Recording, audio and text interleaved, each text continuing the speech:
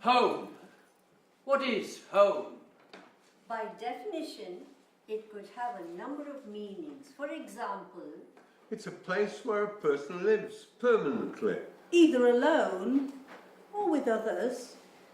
A place for people needing professional care. A place where someone was born. Where we feel secure. Stable. A safe haven and a comfort zone. A place to build memories.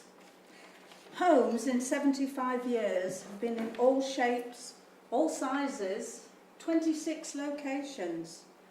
A council house, early memories of shelling peas in the garden. A prefab that rattled and banged in winter winds. A cabin on a troop ship, tossed from the bunk during wild weather in the Bay of Biscay. A bell tent, complete with mosquitoes. Temporary accommodation in a strange land. A mud house in a fishing village. Playing with children who spoke different languages. A flat overlooking the open-air cinema and watching shootings in the street. A large white house where I'm lying on a cool marble floor as the heat burned my nose. as I step forward, I hear a mother's wail. RAF quarters, cold linoleum floors and black smoke from a belching coal fire. A bungalow, evenings on the porch, the night air alive with animal sounds. A dormitory in boarding school, regimented, lights out, and meals in a refectory. More service quarters, all the same, but just different places. I am haunted by his eyes. I stand behind him, the cue for salvation, slowly, slowly forward. But for him, it is not to be. Turned back by border guards. Our eyes meet. Unfocused. Unfocused. Full of despair. Full of dread. As I step forward, I hear the mother's wail. They're taking him to a truck. They will train him for a day. Give him a weapon. Rusty. No winter clothes. No first aid kit. Just a train to the front. A life discarded. I cross the border. I am lucky. I can make a new home. But I am haunted by his eyes.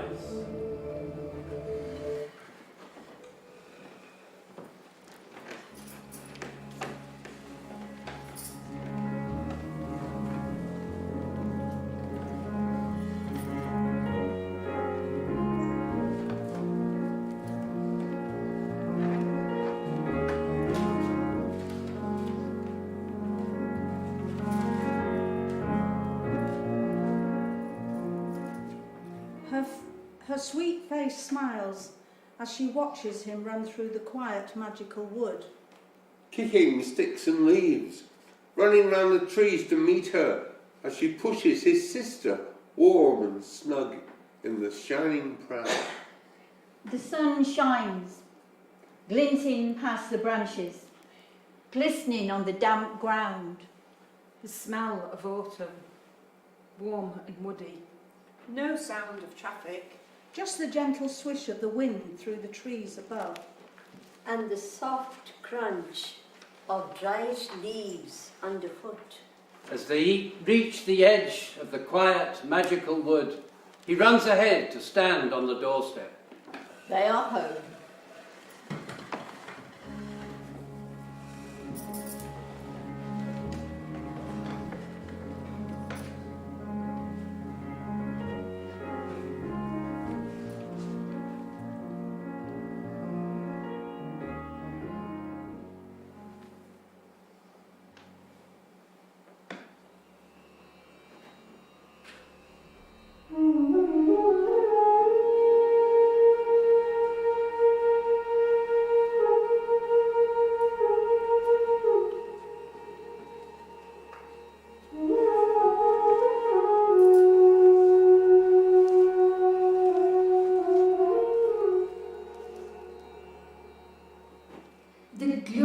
of the sun blends with the sheen of darkness. Hopes and dreams carry me through the silvery night as the chirping birds welcome the dawn in the magical land of India.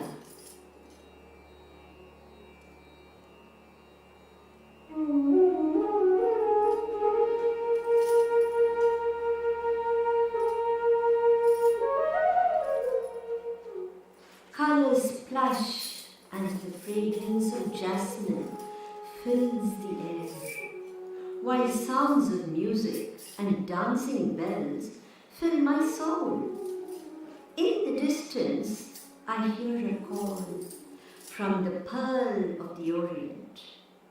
I discover huge ferns swaying to the strong aroma of the durian, making me swim in silky sarongs to Rami's soothing songs, until my tide turned, bringing me to the dales of Yorkshire.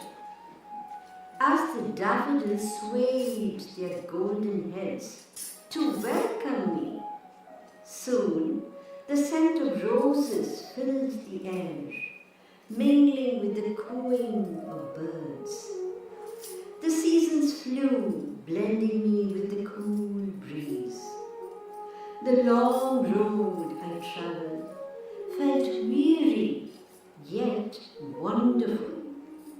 I was lost in reflection and revelation of the homes which kept me safe in many lands.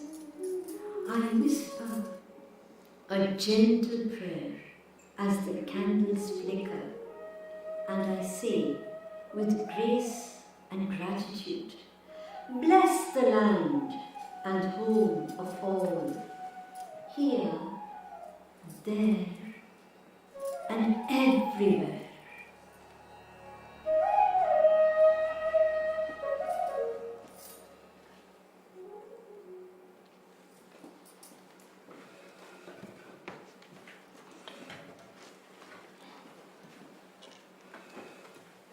The empty house was as hollow as the abandoned marriage. Was there ever any hope or a future?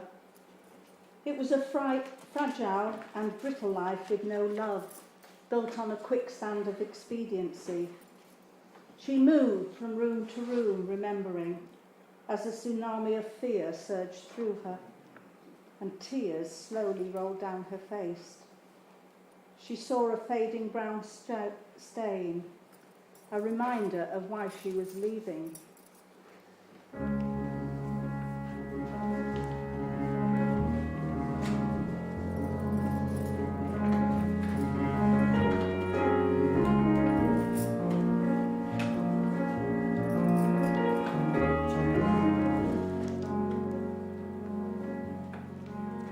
Home is where I can shed my tears. Home is where I can find a needed hug. Home is where I can share as much laughter. Home is where I can feel safe. Home is where I can be myself. Home is where you are. Home for so many, lost to fire and flood and war. We all must play a part. University, and Alison's first experience of living away from home.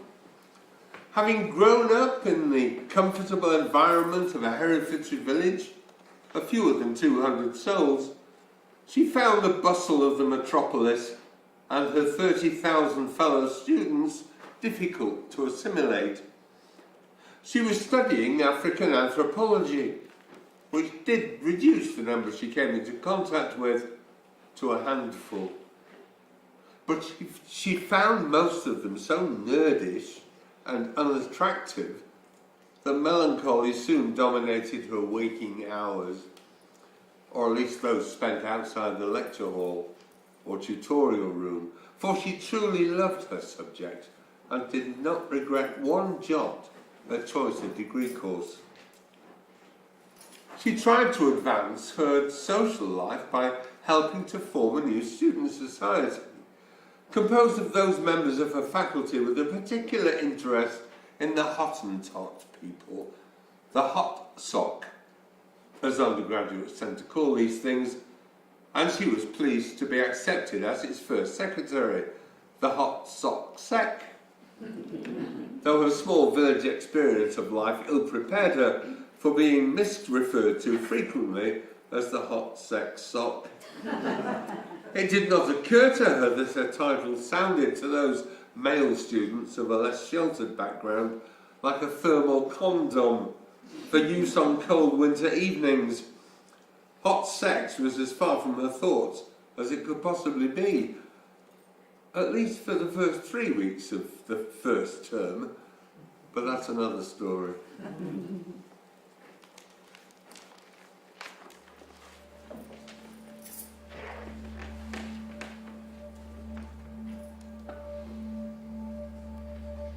The city in my mind, built over, roads rerouted, the spray-painted Thatcher's legacy on metal boxes, empty buildings torn down. The coal-bearing hills loom over tower block brows, eyes of glass glint in the southern sunlight. The cheeks of twin stadiums, Ninian Park, the Principality, hold tears and smiles in their turn. Arms reach over the grey sea, unloading, loading, flee numerous ships, taking, bringing the city's lifeblood, the heartbeat of their coming and going. Music merges, blends and weaves with traffic hum, seagull calls. Wet rope, salt, oil, Chinese food from Cathays, red beans and rice in Splot and Tiger Bay, cockles green with lava bread, warm tarmac, all gentrified, no community, slums demolished to make room for the cardboard sheltered, the disenfranchised, whose home is a concept. Under the arches, a cardboard box for shelter. Home, a distant dream.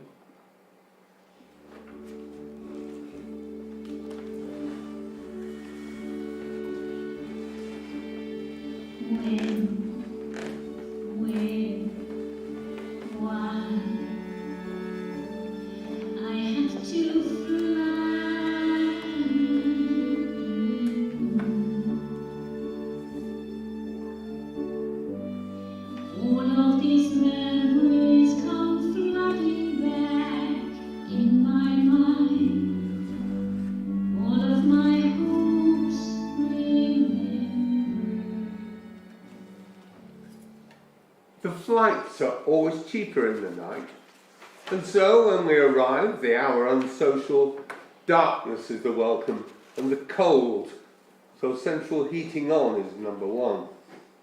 Cases open on the kitchen floor, the dirty washing making several loads.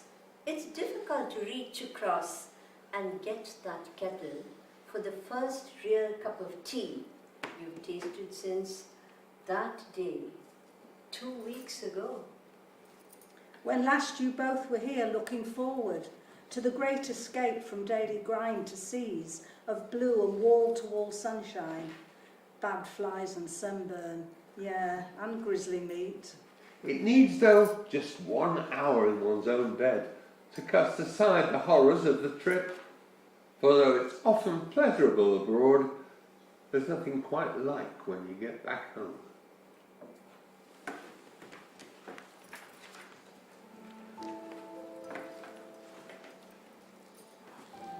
The movement and flow of water keep me going. I don't remember a single day when I have not thought about swimming. I enjoy the motion, the different breathing techniques. The challenge of improving my speed keeps me young. It's like trying to keep your youth through the constant fountain of the water. I see the light and patterns at the bottom of the pool through my interaction with the water and the sun. The ripples and shapes crack through to the surface. My world is at peace when I float through and swim on. The pace clock stands on the side next to the schedule. A fitness session consisting of a warm-up, drills, sprints and distance swimming. The flow of endorphins makes it all worthwhile getting up at 5 a.m. and to start at 6. After 15 strokes of front crawl, I'm ready for my tumble turn, when suddenly my friend Anne is saying to me, Jane, you're all right. Your brain's just had a spark, that's all. Anne was repeating this over and over. I can't remember anything at all about those minutes when I was experiencing a TGA, a transient global amnesia episode. A moment when my brain decided to stop recording everything that was happening at that time. I have absolutely no recall of those last 15 minutes of my swimming session on the 21st of August 2021, the day I retired.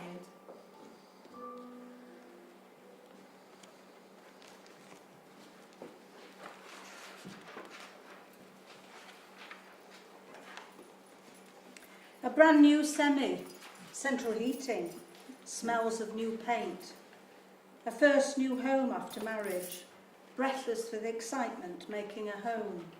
A semi in a posh village, parenthood, making life changes. A bespoke bungalow, spacious, accommodating a new family. A derelict farmhouse, needing lots of TLC.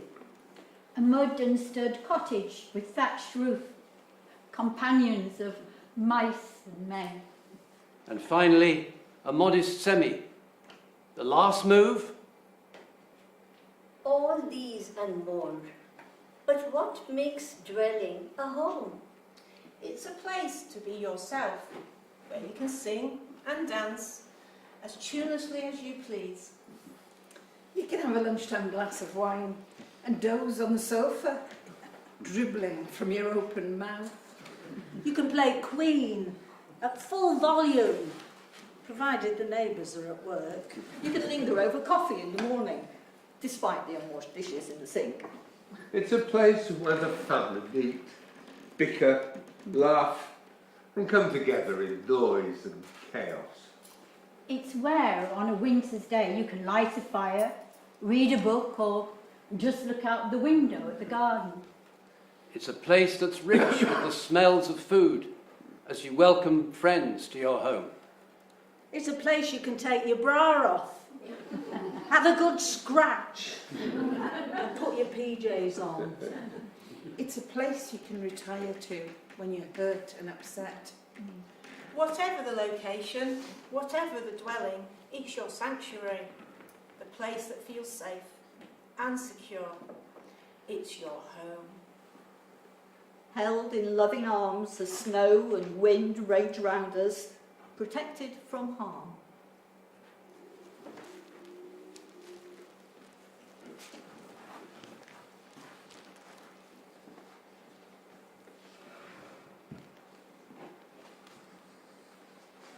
The next story is about the cottage I saw in my mind's eye when at 5 years old I read the story of Little Red Riding Hood. I was sure her grandma lived in one just like it, but it was another 50 years before I found it and was privileged to call it my home.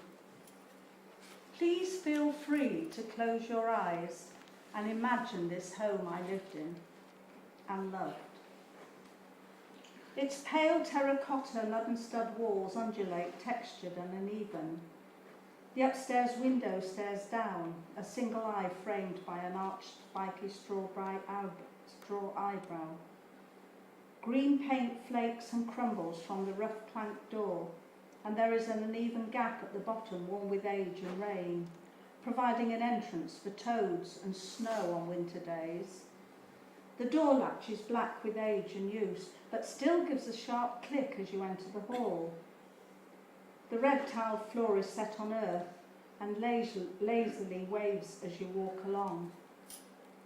There are 2 steps into the parlour, which is dominated by an inglenook fireplace, overarched by a huge black and grainy beam supporting the chimney wall.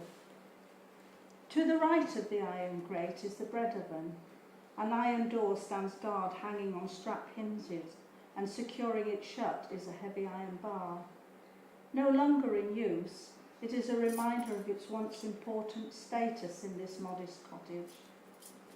The room is square, the white walls a contrast to the black oak beams, home to spiders and other shy creatures. Opposite the inglenook is an open tread staircase finishing in a trap door. Climbing up, you use your head to push it up into the bedroom above. There, the wide plank floor slopes down to the eyebrow window, giving you a slightly drunk feel. The bed is supported by 2 blocks under each of the rear feet, which prevents you falling out on a bed at night. The bed stands against the central chimney, and it's warm to the touch as the fire downstairs warms the whole house. There is a cupboard in one corner, and inside the plank floor is raised where once there was a mouse's nest, full of chewed paper, wool, and once a partial set of dentures. The ceiling has the same oak beams as downstairs, but tar-blackened twine hangs at regular intervals where they once secured the original thatch.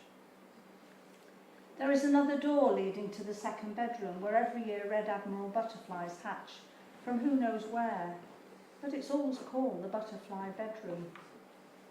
There is a steep set of stairs going down to a door at the bottom leading you back into the long hall.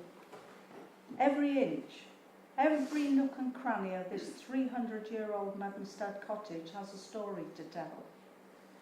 And I was its custodian for 10 short years. It was warm in winter and cool in summer, a living, breathing home.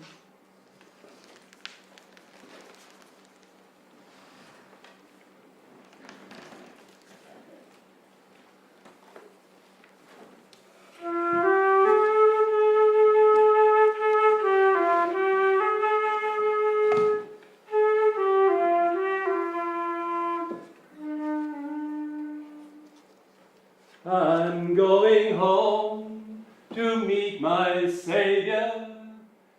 I'm going over home. That's what I used to believe.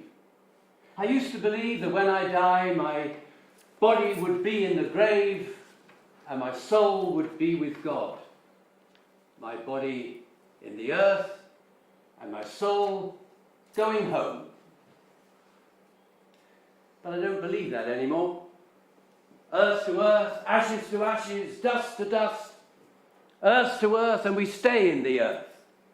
No soul or spirit to continue the journey. That's it. The end. Yeah, of course, sometimes that feels extremely depressing. Sometimes spirit crushing. But I'm the produce of the earth. So I think I should try and learn from the earth. The earth must endure the winter, but it does not surrender to death. Even when frost and snow and ice invade the earth, it is not dead, but biding its time, waiting to pounce and surprise the seemingly dead land with spring. Maybe there's something that's going to astonish my dead body. I mean, I don't know for sure what's going to happen when I die, so maybe some new life, wonderful or maybe terrifying, will surprise me. I can see how that could be the case, but I somehow just don't believe that it is. But that's not going to stop me still wanting to celebrate the creative energy of spring. The astonishing resilience of the earth. the astonishing beauty of the earth, the beauty of the trees, the flowers, the fruits, the lakes, the rivers, the seas, the moors and mountains, the beauty of music, friendship, love, the beauty of all the great and good achievements of humankind. My tiny part in this rich pageant is soon going to end, and of course I do feel sad. But also I still celebrate life, and I accept, as of course I must, I accept my end. Earth to earth, ashes to ashes, dust to dust. So whatever's left of me will still be part of this glorious earth. So when I die, I'm just going over home.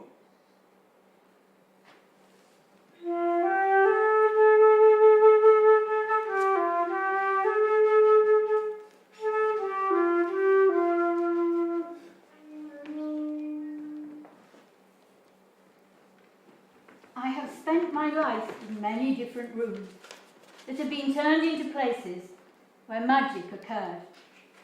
From cold, damp church halls, to a concrete floor garage in Ethiopia, to freezing rooms in Lithuania and the highlands of Scotland, to marble floors in Peru, entrapped in a hall sweltering with heat in South America, to a derelict building, to perfectly built dance studios with correct heating for the body, safe sprung floors, and pristine clean.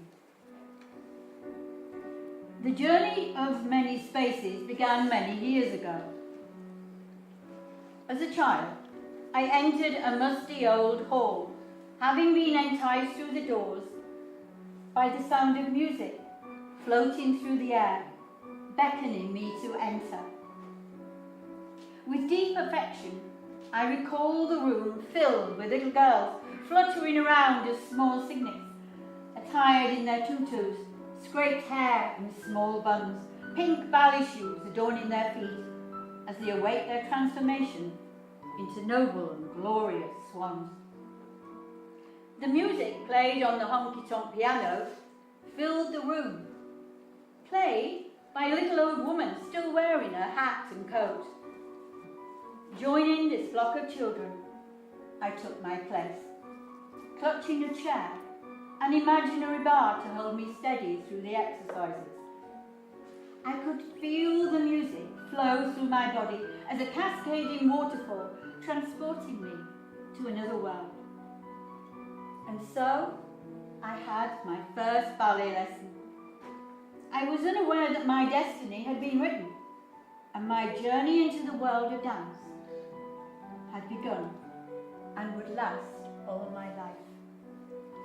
I began to discover and learn that one has the power to transform a space into a place of creativity, to bring it alive, to make a safe place to discover an inner being. I love the idea that we can change the atmosphere in a room just by our presence. A room can be a place where we gather, share common interests, have the capacity and potential to change life, just as mine was changed. That for a brief moment in time, any space can become a dance studio. From the beginnings in that musty old hall, a multitude of rooms have become my home. I hitched my satchel up onto my shoulder as I crossed the road. Even in this backstreet row of nondescript houses, ours stood out. It used to be green once, although I only knew that from the odd flake of green paint that still managed to cling to the woodwork and refused to be dislodged. Most of the wood was bare, and some had begun to rot in places. The landlord refused to spend any money on it, and we had none to spare. The windows and sills were always clean, the pavement always swept, but I didn't see that. I only saw a place that I was ashamed to invite any of my new school friends to. I'd passed my 11 plus, almost unheard of from my junior school, and was now at the high school. But the girls there were different, grander almost in my mind, and I was unsure of myself. So I always returned alone. Slipping down the passage and through the creaky gate, I was thinking of the work that had to be done that night. But as I opened the back door and entered the kitchen, I was met by the smell of freshly baked bread and a smile and a hug from my grandmother. I smiled in return. I was home.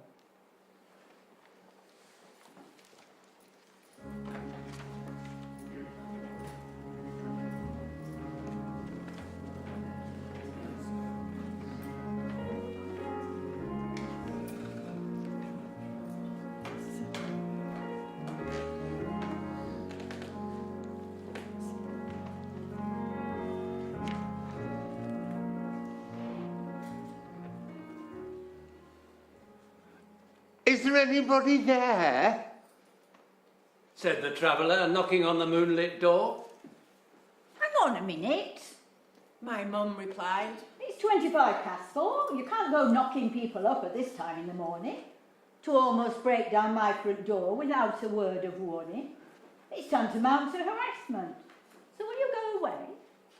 And if you've genuine business, come back during the day. I can well understand your caution, The man outside replied. but I promise you advantage if you let me come inside. You surely must be joking. My mum's getting serious now. You think I'm going to open my front door? And the cat wailed a furious meow. I shall phone the police directly. They'll be round before you know. For the station's just next door but one. So if I were you, I'd go. But please, Cried the traveller's voice again. have sympathy with my plight. Bugger off Said my mum. and leave us alone. So my dad slept out that night.